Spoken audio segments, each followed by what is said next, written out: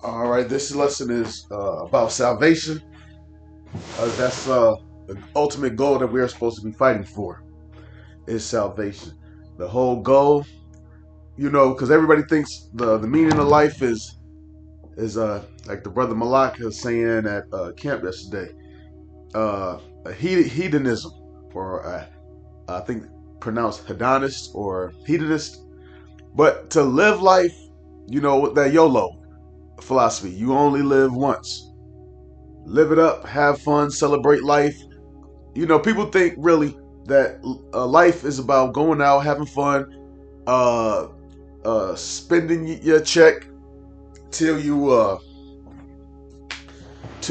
broke, and waiting for the next paycheck just to say you went out, celebrate, Easter, Thanksgiving, Christmas, Halloween, 4th of July, Mother's Day, Father's Day, go to work, pay taxes, uh, and uh, and die.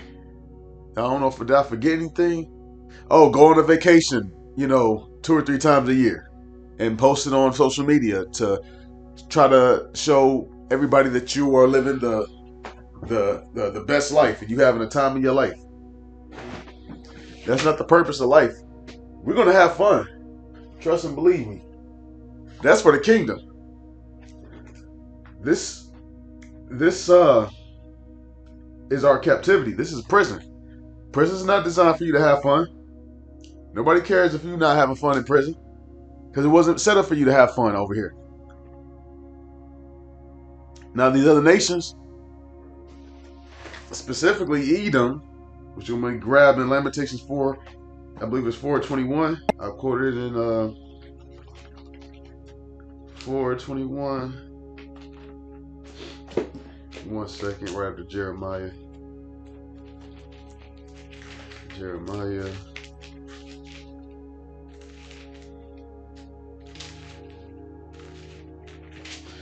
Chapter 4 and verse 21. Lamentations 4:21, it says, "Rejoice and be glad, O daughter of Edom, that dwellest in the land of Uz. The cup also shall pass through unto thee. Thou shalt be drunken, and shalt make thyself naked."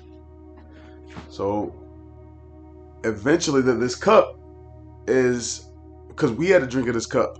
This cup is all the slavery, the curses, all of that. We had to drink of that cup. Cup ain't on you yet, but it says the cup shall be passed. And that's talking about when we're in the kingdom and when we finally are in rulership, they're going to be our servants. They're going to have to serve slavery. They're going to have to, all these curses that the Most High put on us, He's going to put on our enemies. And He's the chief enemy of the nation of Israel. So as of right now, live it up. You can be on YOLO time. You can be on some hedonist. Do as much crack, heroin, experimental drugs, sniff paint thinner. Yo, you can do whatever brings you pleasure, because this is your kingdom right now. But in the next kingdom, you ain't got to have no fun at all. None. When I say no fun at all. Now, the nation of Israel, we're supposed to keep these laws, statutes, and commandments. That's the whole duty of man. That's found in Daniel. Because if this was for everybody, then everybody would have been at Mount Sinai. Everybody would have been receiving these commandments. Everybody would have been, but it's not for all these other nations. We're supposed to set example so these other nations will voluntarily follow them and be like, man, let's be like them. Brings, peace on this earth. But these other nations, they're not going to follow them until we beat them upside the head and make them follow them. And that's going to be in the kingdom. Every knee shall bow, every tongue shall confess. Real quick, this is Daniel chapter 12 and verse 12 Oh wait, Ecclesiastes. Slack. I'm tripping.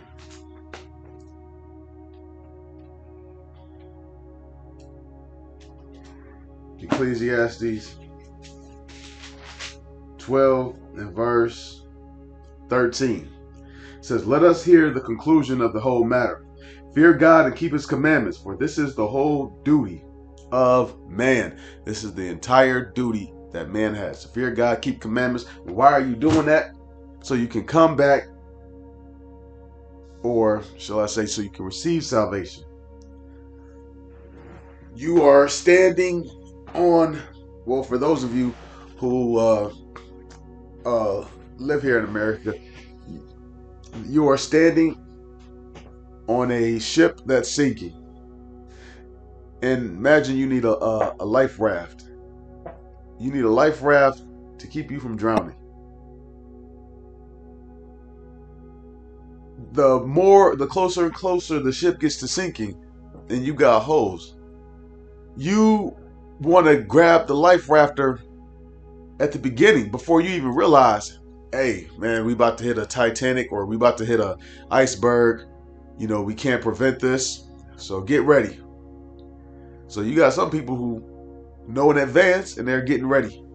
You got some people that wait till the iceberg actually hits and ignored all the ship hits the iceberg or whatever, and they wait until, because they heard the warning like everybody else on the ship, and they wait till they see a few holes in the ship, then okay, all right, it's time to get the life raft. Then you got some people that's waiting till, you know, the ship is full of water. You know, they're trying to take a bucket, you know, and throw the water out.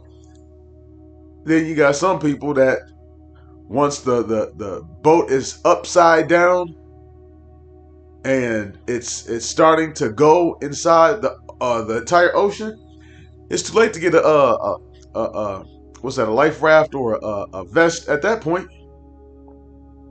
You were supposed to get that when he told you, hey, this ship is about to sink. And that's what we're telling you. America is on its last leg.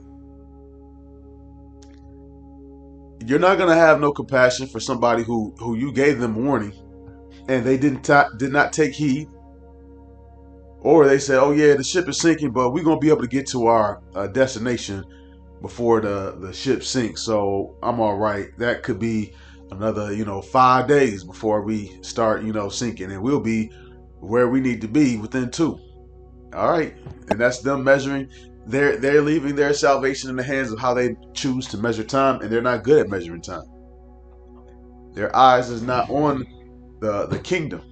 Their eyes is on these worldly riches, and loves to dangle these worldly riches in your face. That's why everybody feels like they need to get a better job, make $100,000 a year, 200,000 a year, 6 figures, a mansion, all this stuff, all working so hard just to pay taxes, die, and that's it. There's a lot of mighty worldly people who are actually good at worldly things. Maybe they're good at working on cars, electricity, plumbers. But the most important thing you're supposed to do is this truth. That's your office. That's what all of Israel is called to do. Unfortunately, we know the conclusion of this is that all Israel is not going to make it. So we can't, cry when we see that, hey, my grandma ain't getting it, my mother's not getting it, my father's not getting, brothers, sisters, uncles. Hey, it is what it is. You try to give them warning, and then when you think about it, man, you deserve to die. If I told you that, like for instance, I told somebody a warning, hey, you don't want to go to or ride on such and such car because that car is known to have a faulty line, or the motor goes out fast. And a person could take heed to something like that. Or you tell somebody, hey man, you don't want to go to that neighborhood after, 1 at night, because there'd be a lot of shootings and robberies. And a smart person can kind of take heed. Doesn't he? Just off of the word of mouth. But tell them that this earth is about to be destroyed, and you're gonna have martial law. This dollar is about to collapse. Oh no, you crazy? Not this world I live in. Man, that's why we gotta vote. We gotta vote. So all of that stuff that I'm starting to see on the news doesn't happen. I see the dollar collapsing, but now we gotta just get Trump in there, and he's gonna brace these tariffs, and then suddenly the dollar's gonna get stronger. No, that's not how things work. That's not even close to how things work. But you let Jake know about a party it's supposed to be having, or a wedding or about a month, 2 months. Oh, Jacob, mark on his calendar, get ready, get a suit, take the day off of work, all that type of stuff. Drive, but get invited to this wedding. No, Jake ain't trying to hear that. Oh man, I gotta do this, I gotta do that. Why is it so long? I can't go. Jake got a million reasons why not to go. So salvation is to save us from these nuclear missiles that's supposed to be hitting America. Other places too, but America will be completely wiped out. Salvation is supposed to save us from all these plagues. It's the same way like I went to Egypt. You had the plagues of Egypt. You had to have your the blood of the lamb on the doorpost of your house, so the death angel will pass over your house. That's how you will get salvation. And it's the same way. Things were written before time were written for our learning. So on that note, I hope this lesson has been edifying. I want to give all praises and glory unto Yahweh, Bashem Yahushai, Bashem Akakudash. Double honors to the elder GMS well. Peace, salutations, and shalom.